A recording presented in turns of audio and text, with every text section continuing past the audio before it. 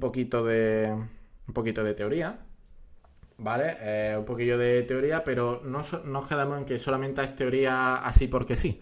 Es teoría y vamos a intentar desmontar algunas de las cosas que dicen los capitalistas, que dicen los liberales, sobre el marxismo, de que esto no tiene validez, porque no tiene evidencia empírica, etcétera. Esto es muy importante. Van a intentar maquillar de técnico cualquier punto del capitalismo. Y hay que recordar que quien habla y describe mejor el capitalismo fue este señor, Karl Marx. ¿De acuerdo? Pero antes vamos a poner un contexto brevemente para saber qué es lo que vamos a intentar replicar.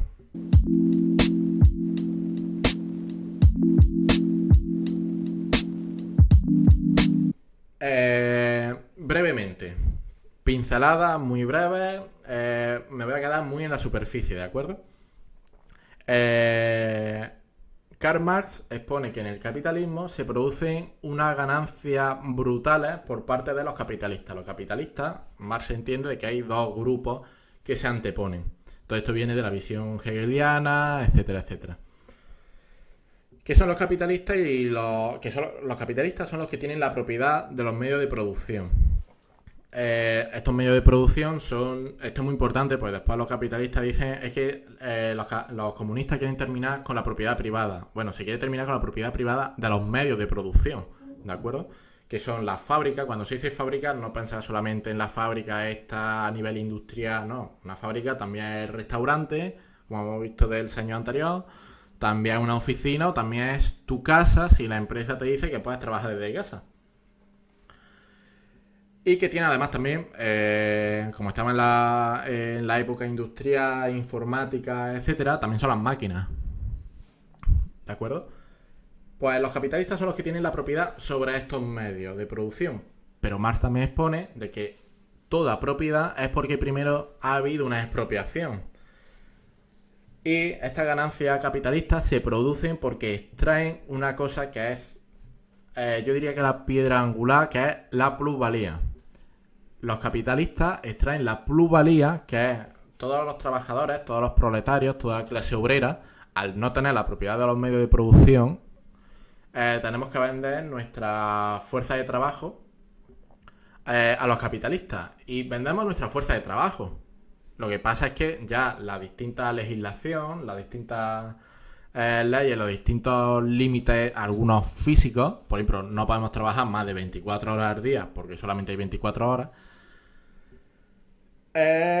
hace que no estemos trabajando todo el día, pero a los capitalistas le vendemos nuestra fuerza de trabajo. Después las distintas legislaciones, en función de la visión del gobierno de turno que haya, se pondrán límites que sean más represivos, por así decirlo, contra las empresas o contra los trabajadores. Todo va a depender de la visión ideológica del gobierno de turno. ¿De acuerdo? Pues esta plusvalía se produce a grandes rasgos. Esto es más complejo que eso. Nosotros, imaginad que estamos trabajando produciendo sillas y producimos sillas en valor de 100. Pero, claro, si el capitalista nos paga de salario 100, el capitalista no ve nada de beneficio. Y nos paga, y aquí ya depende de si el capitalista te paga más o te paga menos. Pero esto es muy importante. Pague lo que te pague. Si te pagan menos de lo que tú produces, ya es explotación. Porque una de las cosas que ha venido, muy especialmente desde el año 2011, sobre todo, es que solamente hay explotación si tienes malas condiciones laborales, si trabajas muchas horas, etcétera. Que evidentemente eso también es represión, pero también hay que tener en cuenta que también es represión, también es explotación el que te estén pagando menos de lo que tú estás produciendo, porque es un robo. Aquí vienen las distintas tasas de plusvalía, ¿no? Por ejemplo, si tú produces 100 pero te pagan 80, pues tu tasa de explotación es del 20%. Te explotan un 20%. ¿De acuerdo? Y esto pues va variando dependiendo de la empresa y demás. Pero no nos podemos quedar en su carácter marginal. Tenemos que mirar el contexto general para saber si a nivel general una sociedad o un estado o el conjunto de las empresas se están comportando de forma capitalista o de forma por ejemplo, montando cooperativas donde son los trabajadores los que son propietarios de los medios de producción. ¿Vale? Estos son los grandes rasgos. Y esto es lo que describe el marxismo. Ahora tendremos que ver si es cierto o no.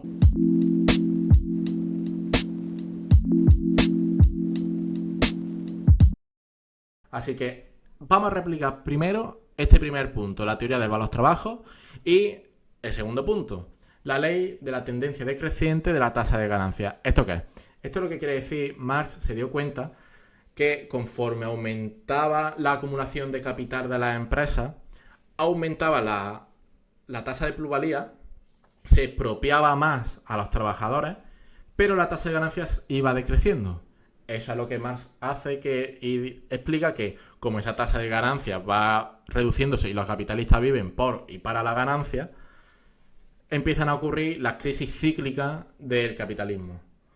Estas crisis cíclicas que pueden ser de corto alcance, que creo, si no recuerdo mal, era la ley de Juglar, de medio largo alcance, que son las crisis cíclicas de Marx y Engels, que son los que explican estos periodos, y ya las crisis tricíclicas, ¿no? Que son las de...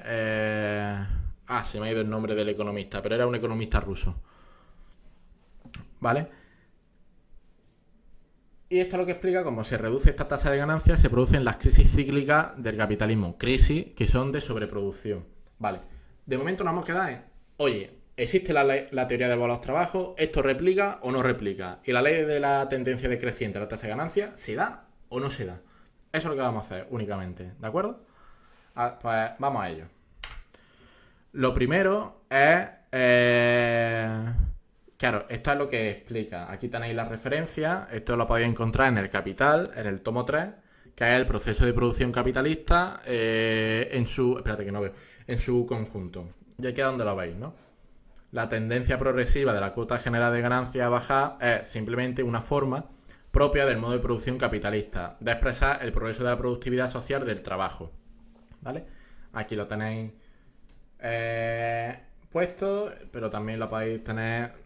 es cierto que el Capital es una de esas obras que son complejas de leer, evidentemente. Al igual que el Manifiesto Comunista es más sencillote, o Salario, Precio y Ganancias son más sencillotes, pero este sí es verdad que es más complejo, ¿no? Y requiere más tiempo.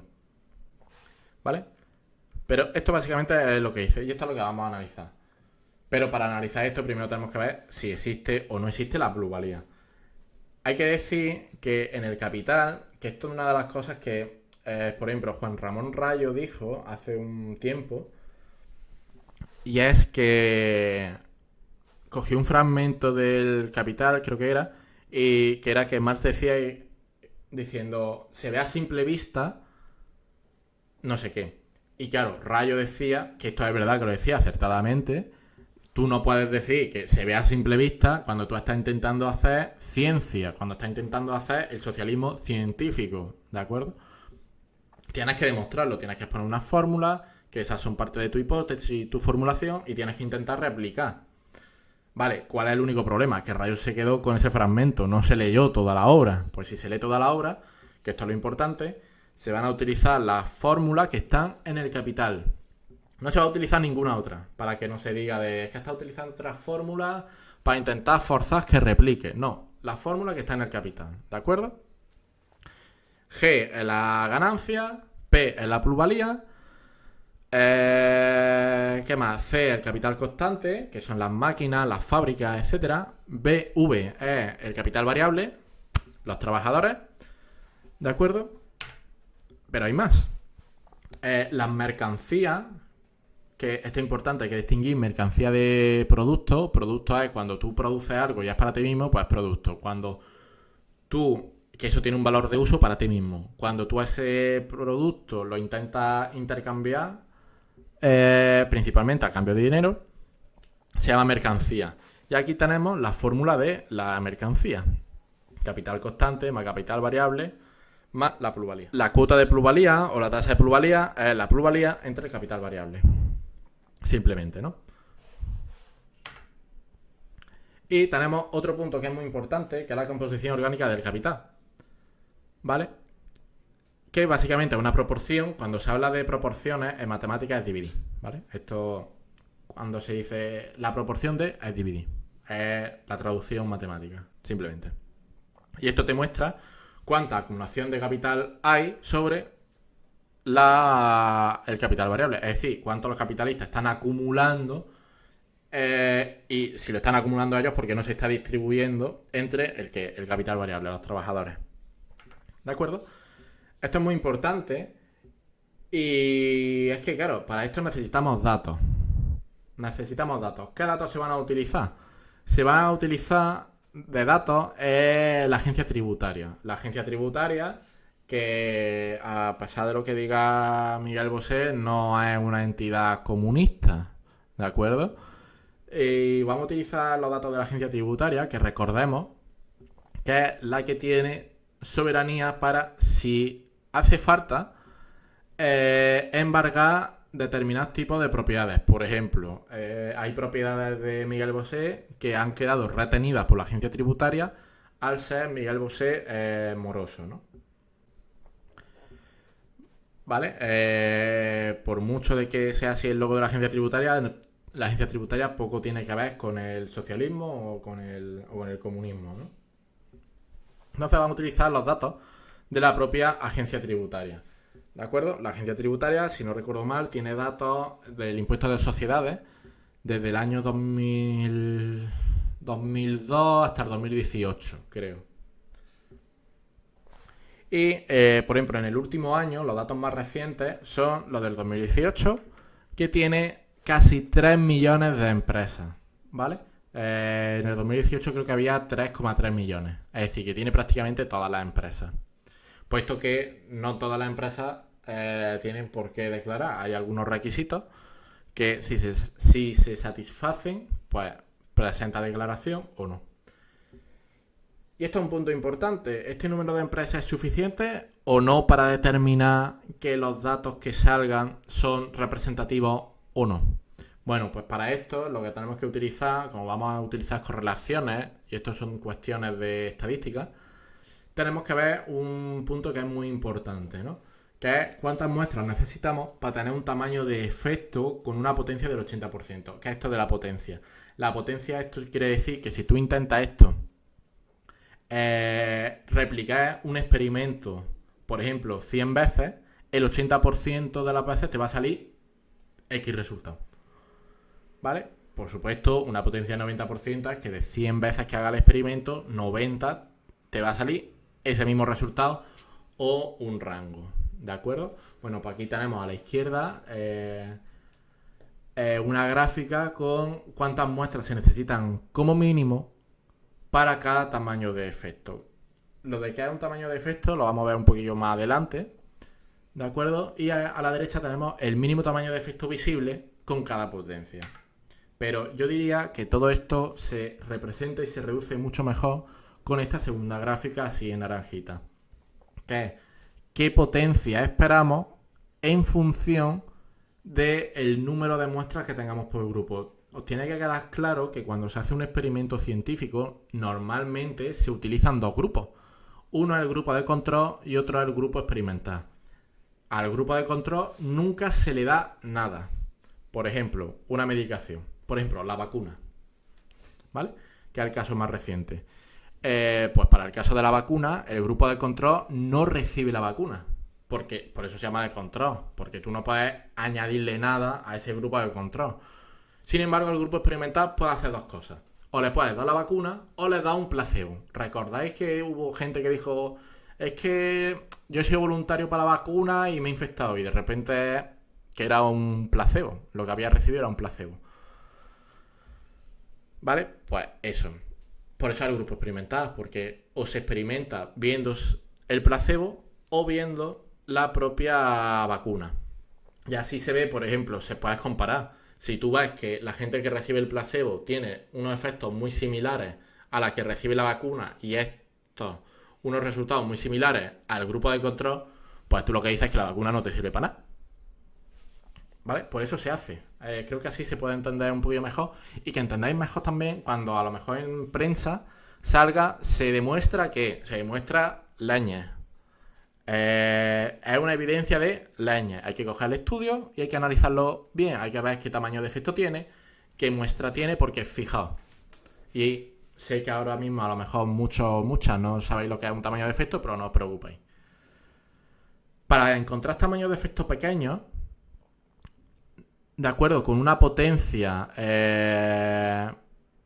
relativamente... Para encontrar tamaños de efectos grandes, mejor dicho, con una muestra, con una potencia de... esto creo que al 90%, te bastan con 35 personas por cada grupo. Es decir, 35 personas en el grupo de control y 35 en el experimental. Eso son 70 personas. Esto es una muestra muy pequeña, ¿de acuerdo? Es una muestra muy, muy, muy pequeña. Un momento, porque creo que se me ha terminado la batería de los cascos, no sé.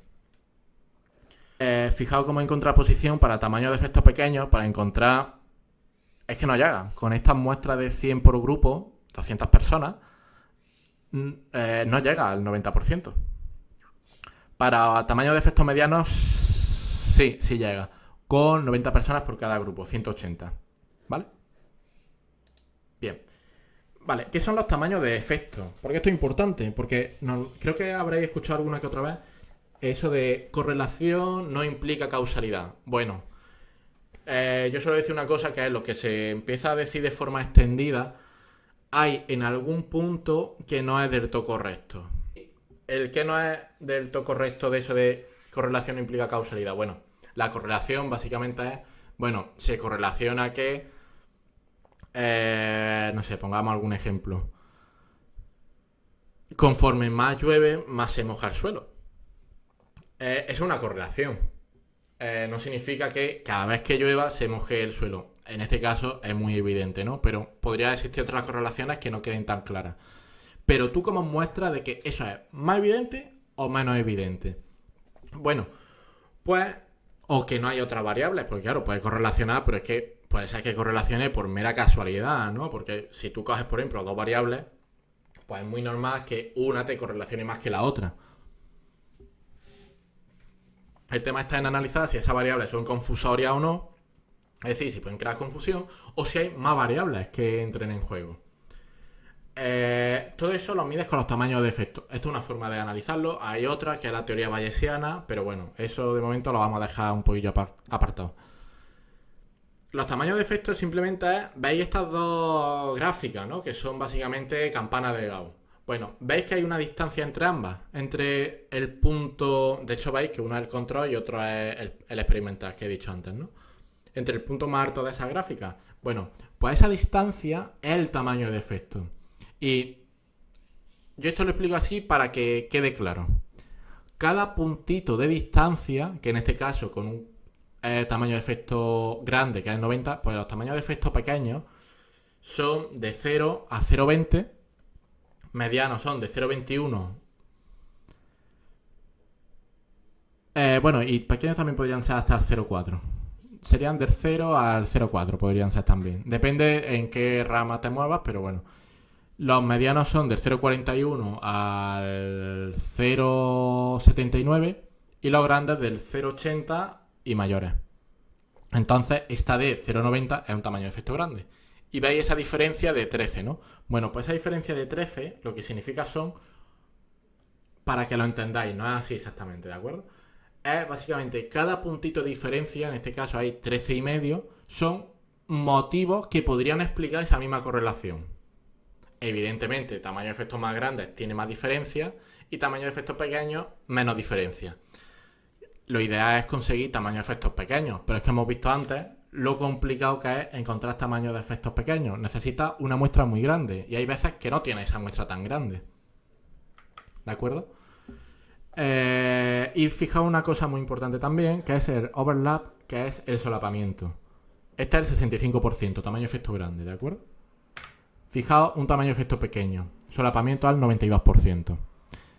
Los tamaños de efectos pequeños son los que te explican muy bien, y aquí veis que hay una diferencia de 3 puntos, porque podría ser que hay 3 posibles variables que se te han podido escapar. No así exactamente, también se puede explicar con una red. Con una red pequeñita tú puedes pescar más peces, porque también pesca los más pequeños, que con unas redes muy grandes, ¿no? Con los agujeros muy grandes. Esto también se podría explicar así. Entonces, claro, como tamaños de efectos pequeños son muy difíciles de encontrar y o necesitas unas muestras muy grandes para encontrarlos y tamaños de efectos grandes son muy fáciles de encontrarlos, normalmente se persiguen tamaños de efectos medianos. ¿De acuerdo? Bueno, pues esto hay que tenerlo en cuenta porque después vamos a intentar correlacionar todas estas variables que expone Marx con las empresas para saber si la tendencia es la que muestra o no. Esto creo que es un punto importante y muchas veces se escapa del análisis. ¿Vale? Estos son algunos... Bueno, de hecho, tú cogiendo... Claro, ¿a qué se debe todo este rollo? Bueno, pues que si os fijáis, hemos cogido casi 3 millones de empresas. Esto es una muestra muy, muy grande. Por lo tanto, podríamos decir que sí, que es una muestra suficiente para que se apliquen las correlaciones e incluso encontrar tamaños de efectos pequeños. Ahora lo veremos. ¿Vale? Esto aquí.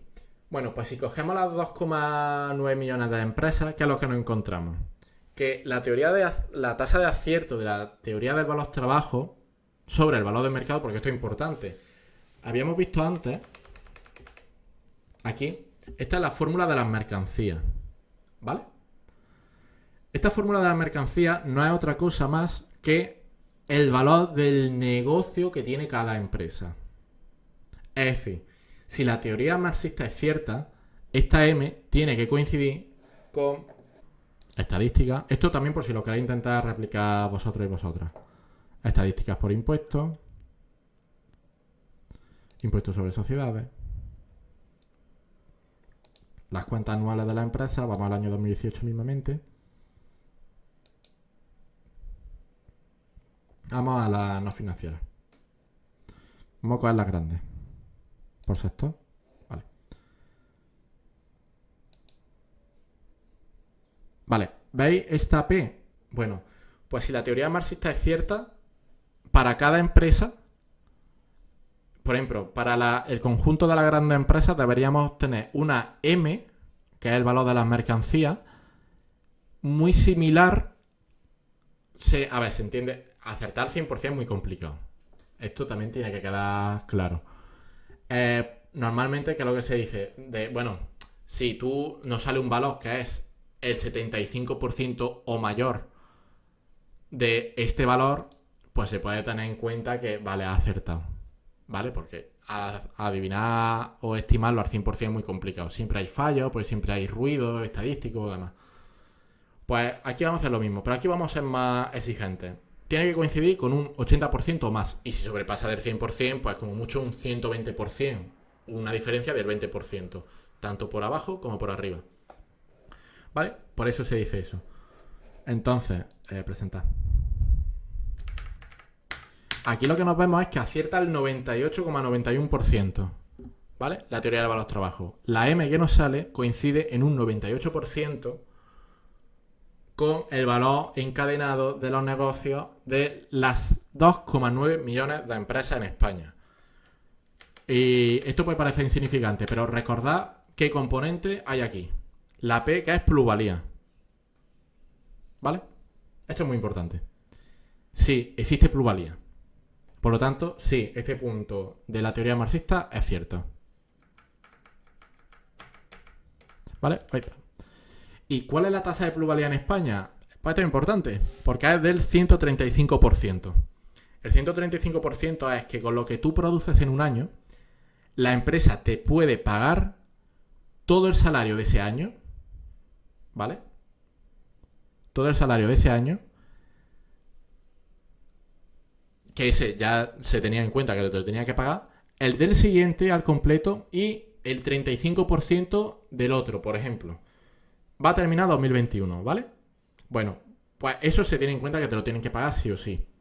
Bueno, pues te pueden pagar el 100% del salario de 2022 y el 35% de 2023. Sí, esto es... Los empresarios asumen muchísimos riesgos, sí. Sí, la verdad es que es un riesgo muy grande, sí. ¿No? Y aquí vemos la tasa de ganancia de la empresa, que es un 27%. Esto es de que por cada euro obtienen 27 céntimos de beneficio. Podéis decir, qué poco. ¿Recordáis la tasa decreciente de la tasa de ganancia? Pues lo mismo. Y estos son otros estudios que se han hecho en distintos países. Y veis que la correlación es más o menos igual. 98,6, a mí 98,9, 96% en Suiza, en Suecia, perdón. En Estados Unidos el 97%, Grecia el 92%, Reino Unido el 95%, Alemania el 96%, Francia el 97%, en distintos años. Y aquí exactamente igual, ¿vale? También en distintos años, en el 89, en el 95, en el 2002, en el 2004, ¿vale? Es decir, que la teoría del valor trabajo, otra cosa no, pero replica y bastante. Es decir, acierta casi al 100%. Y hemos dicho que acertar 100% es muy complicado. Bueno, pues fijaos cuánta validez tiene la teoría del valor trabajo. Si esto no fuese cierto, estamos añadiendo una variable más. Y una variable más que es el 135% sobre el capital variable. Esto se dispararía, ¿de acuerdo? Pues, pero no es el caso. ¿Vale? Y esto es muy importante porque siempre hay que utilizar datos reales. No podemos meter los datos que vayamos queriendo, ¿de acuerdo? Para simplemente decir, bueno, vamos a ir probando datos. Y claro, si tú vas probando datos cualesquiera, pues te sale una gráfica muy bonita. Que de hecho esta es muy bonita. Veis, aquí abajo está la acumulación de capital. Y aquí vemos la tasa de plusvalía y la tasa de ganancia. Y tú dices, bueno, conforme aumenta la tasa de plusvalía, baja la tasa de ganancia conforme aumenta la acumulación de capital. Esto es una mala praxis, ¿de acuerdo? Tú lo puedes utilizar como ejemplo, pero ya está. Pero no significa que replique, porque esto es como si ahora Rayo coge, que es lo que estuvimos diciendo ayer en la entrevista. No podéis con teorías marxistas únicamente, porque ahora te coge un capitalista, un liberal, y te dice, ya claro, pero que tú estás poniendo valores que a ti te están dando la gana. Eso no se da con la realidad. Cuidado con esta posible mala praxis, ¿eh? No sería incorrecto, pero no es correcto del todo. Tenemos que utilizar siempre correlaciones y tamaños de efecto. Puesto que es esto con lo que sí que no vamos a tener ningún tipo de duda. Bueno, pues cogemos las correlaciones y cogemos la tasa de efecto. Correlación a la izquierda, tamaño de efecto a la derecha. Si nos fijamos, C es la... ¿Vale? C son las siglas del capital, que esto otro día hablamos, ¿vale? Que se va a explicar, por ejemplo, con Twitch. Y se va a explicar, creo que muy bien, con el comportamiento que tienen muchos streamers. Para que se vea cómo hay una visión capitalista muy grande aquí dentro también. Sorpresa, ¿no? Una empresa que tiene propiedad Amazon. Bueno, pues si vemos la tasa de plusvalía, que esto es lo importante, aquí nos puede salir algo contradictorio. Que puede parecer contradictorio. Conforme... A ver, las correlaciones son valores de -1 a 1. Si tiende a -1, lo que significa es que conforme crece una variable, la otra baja. ¿De acuerdo? Por ejemplo, cuanto más barro el suelo, más barridas, menos suciedad hay en el suelo. ¿Vale? Y si tiende a 1, lo que significa es que conforme más crece una variable, más crece la otra también. ¿Vale? Esto es, por ejemplo, lo que hemos dicho antes, conforme más llueve, más se moja el suelo. Pues aquí vemos que la tasa de plusvalía, conforme más crece, más sube la tasa de ganancia. Y diréis, bueno, Manu, pero esto no es lo que me has dicho. Bueno, es que nosotros lo hemos comparado con la acumulación de capital, que es la de aquí abajo. Y vemos cómo, conforme aumenta la acumulación de capital, se reduce la tasa de ganancia. ¿Y qué ocurre con la tasa de plusvalía? Que es aquí a la derecha, que crece. Es decir, que sí, conforme aumenta la acumulación de capital, sube la tasa de plusvalía y se reduce la tasa de ganancia. Messi, encara Messi, encara Messi, encara Messi. Pero esto es una correlación, la acumulación de capital con la tasa de ganancia muy grande. Esto, recordad que va de -1 a 1. Está en casi -1. Es muy grande, ¿de acuerdo? Pero lo importante no son tanto las correlaciones, sino como los tamaños de efecto. Fijaos la acumulación de capital. A ver, esto es otra cosa importante. Si os fijáis en los tamaños de efecto grandes se ven a simple vista. Los tamaños de efectos grandes son, por ejemplo, la altura entre hombres y mujeres. Se ve a simple vista que los hombres tienden, esto es importante, tienden a ser más altos que las mujeres. Pero no es solamente la cuestión del género la que entra en juego, ¿de acuerdo? Ahí, por ejemplo, si por ejemplo fuese un tamaño de efecto del 0,90, hay como 13 argumentos más o 13 variables más que lo explican.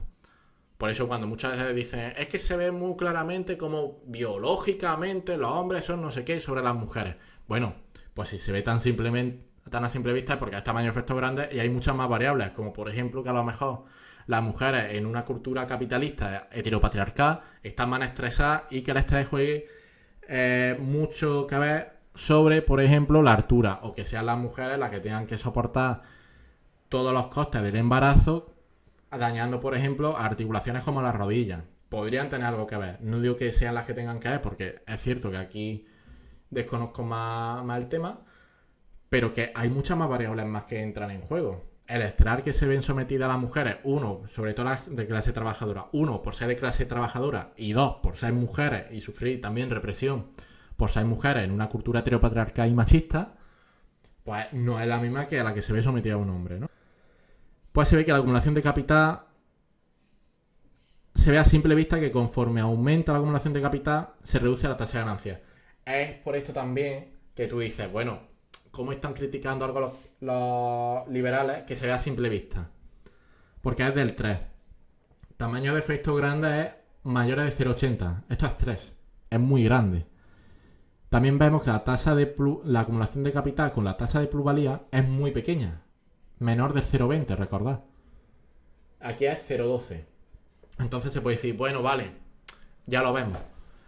Hay correlación, hay tamaño de efecto, pero no podemos determinar que esa tasa de ganancia se dé por la acumulación de capital, y esa acumulación de capital sí sabemos que se da por la tasa de plusvalía.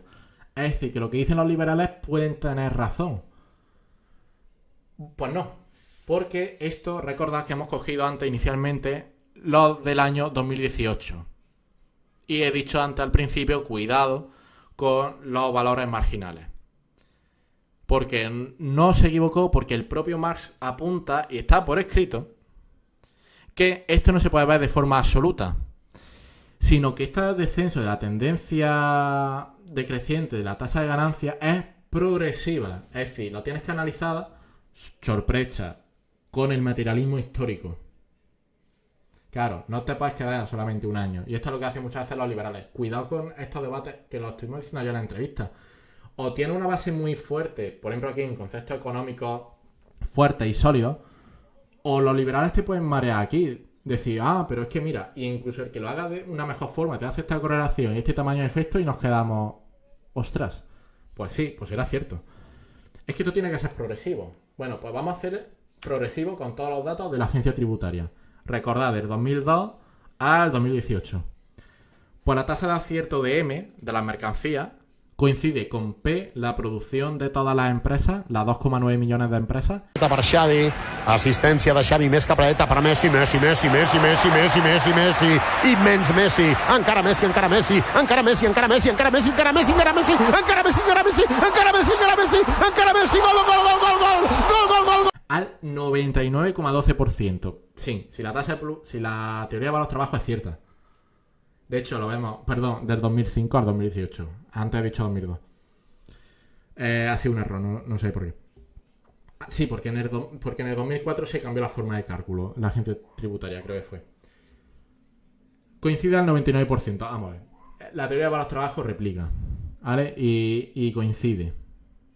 Es decir, que esto no es que haya sido una invención de Marx, porque coincide al 99%. Hay una tasa de error muy pequeña. Pero fijaos ahora, arriba están las correlaciones y abajo los tamaños de efectos. Aquí he censurado algunos porque esto es algo que se va a explicar en otro directo, ¿de acuerdo? Por eso he censurado para no hacer spoilers. Fijaos la tasa de ganancia con la tasa de plusvalía, tenemos de un menos 0,14. Es decir, conforme aumenta la tasa de ganancia, se reduce la tasa de plusvalía y viceversa. Conforme aumenta la tasa de plusvalía, se reduce la tasa de ganancia. Esto ya sí se parece más a lo que hemos visto antes, que era lo que decía Marx. De hecho, el tamaño de efecto vemos que es pequeño. ¿De acuerdo? Tiene un tamaño de efecto pequeño, que un 0,20, pues ¿cuánto era solapamiento entre las dos gráficas? Del 92%. Es decir, que sí, aquí hay muy pocas variables más que expliquen que conforme aumenta la acumulación de capital, aumenta la tasa de plusvalía y se reduce la tasa de ganancia. Ahora, hemos dicho que sí, la teoría del valor trabajo replica al 99%. Sí, existe la plusvalía. Si no, esta tasa de acierto se hubiese disparado.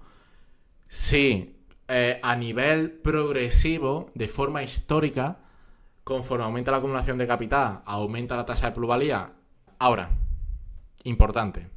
Esto implica que conforme se reduce la tasa de ganancia, que vemos que se da conforme aumenta la acumulación de capital y aumenta la tasa de plusvalía, esto implica que por esta ley de la tendencia decreciente de la tasa de ganancia